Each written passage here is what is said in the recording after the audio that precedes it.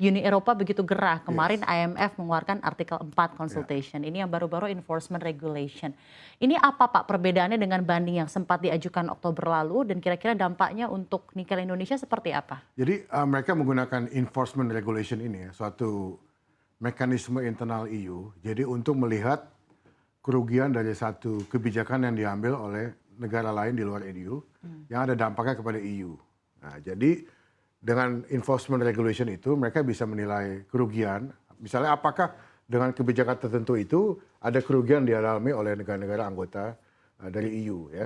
Dan mereka berkonsultasi dengan pihak-pihak, dengan stakeholders misalnya juga dari pihak private sector ya, sektor swasta dan lainnya. Jadi mereka mengambil ini untuk sebagai suatu upaya untuk melihat kemungkinan apakah mereka bisa melakukan retaliation.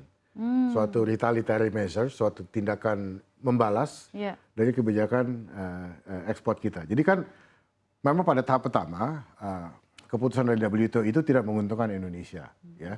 Jadi memang kita dianggap menyalahi beberapa provisi dari WTO. Tapi kan Indonesia sudah memutuskan untuk mengajukan banding. Ya memang mekanisme banding itu juga dijamin dalam provision dari WTO. Selama belum ada keputusan dari majelis banding, dari tingkat banding, maka keputusan di tingkat pertama itu tidak mengikat, non-banding. Jadi Indonesia bisa terus dengan kebijakan itu. Ya itu yang mereka tidak bisa terima.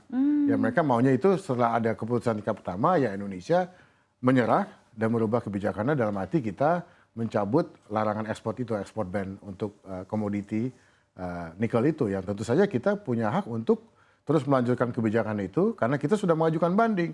Jadi sebetulnya kita harapkan European Union, ya, Uni Eropa juga menghormati mekanisme yang sudah dijamin oleh WTO itu. Dalam arti kalau ada satu negara yang merasa dirugikan dengan keputusan tingkat pertama WTO, mereka negara anggota WTO tersebut, ya dalam hal ini Indonesia, berhak untuk mengajukan banding. Jadi sebetulnya seharusnya European Union juga menghormati harusnya itu. Menerima itu ya. Gitu. Oh jadi ini sebenarnya quote unquote adding up to another level, dia mengajukan banding kedua atau retaliation itu tadi. Sebetulnya bukan banding, jadi mereka ingin semacam membalas lah dari.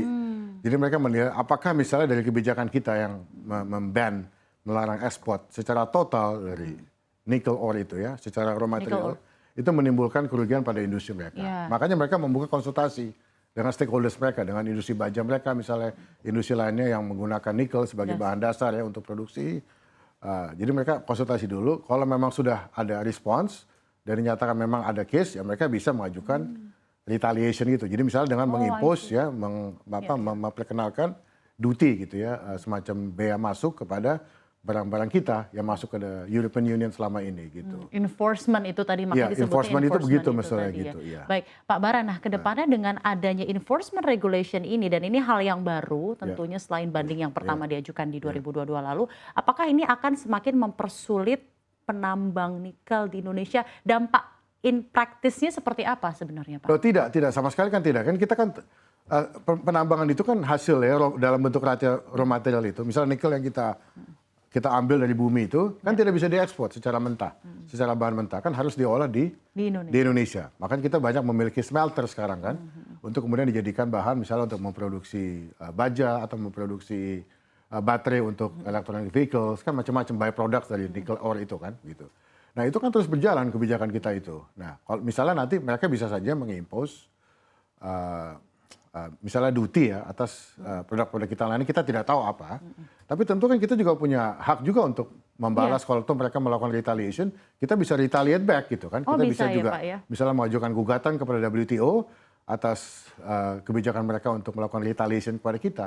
Itu kan dijamin di WTO. Nah seharusnya EU juga sebagai anggota WTO, Indonesia sebagai anggota WTO, kita menghormati proses yang masih berjalan di WTO ini. Dalam arti kita sudah mengajukan gugatan, walaupun majelis banding itu seperti saya katakan lalu di sini, belum terbentuk kan? Kan majelis banding itu belum terbentuk karena diblok oleh Amerika Serikat yang menuntut adanya reformasi total terhadap WTO. Sebelum adanya reformasi total, mereka memblok dibentuknya majelis banding. Nah itu kan bukan salah Indonesia dong, ya kan? Itu kan dinamika internal di WTO yang di luar kontrol kita sebagai negara anggota kan gitu. Karena memang sesuai dengan provision WTO, kalau majelis banding itu dibentuk, maka semua negara anggota itu harus setuju dengan pembentukan majelis banding itu.